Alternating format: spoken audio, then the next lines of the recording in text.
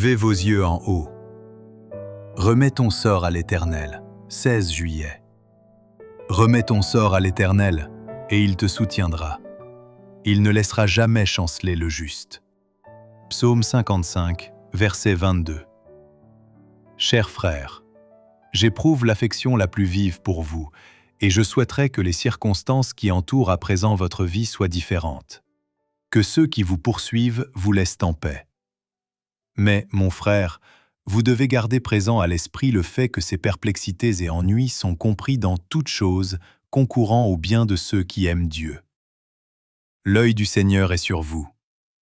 Si vous restez de bon courage, si vous ancrez votre âme en Dieu, si vous mettez votre confiance en votre Père céleste comme un enfant se confie en ses parents et agissez avec justice, aimez la miséricorde, Dieu peut travailler avec vous et il le fera.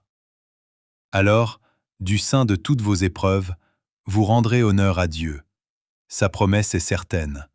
J'honorerai celui qui m'honore. 1 Samuel 2, verset 30. Souvenez-vous que vous n'êtes pas le premier à passer par cette expérience. Vous connaissez l'histoire de Joseph et celle de Daniel.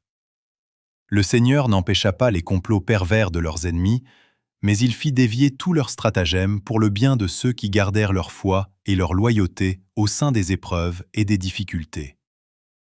Les flammes de la fournaise ne sont pas destinées à détruire, mais à raffiner, ennoblir, sanctifier. Sans ces épreuves, nous ne ressentirions pas autant à quel point nous avons besoin de Dieu et de son aide. Nous deviendrions fiers et indépendants. Dans ces difficultés, je vois la preuve que l'œil du Seigneur est sur vous et qu'il entend attirer votre cœur à lui. Ce n'est pas celui qui est en bonne santé, mais le blessé qui a besoin d'un médecin. Ceux qui sont harcelés d'une façon presque intolérable, qui ont besoin d'une main secourable. Tournez-vous vers la forteresse. Apprenez cette précieuse leçon.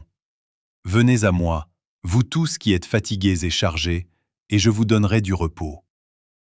Prenez mon joug sur vous et recevez mes instructions, car je suis doux et humble de cœur, et vous trouverez du repos pour vos âmes.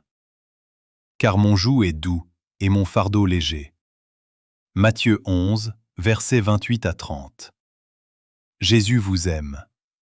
L'expérience par laquelle vous passez me réjouit, non parce que vous souffrez, mais parce que c'est là pour moi une preuve que le Seigneur vous éprouve, afin de voir si vous viendrez à lui, si vous mettrez votre confiance en lui, si vous trouverez la paix et le repos dans son amour.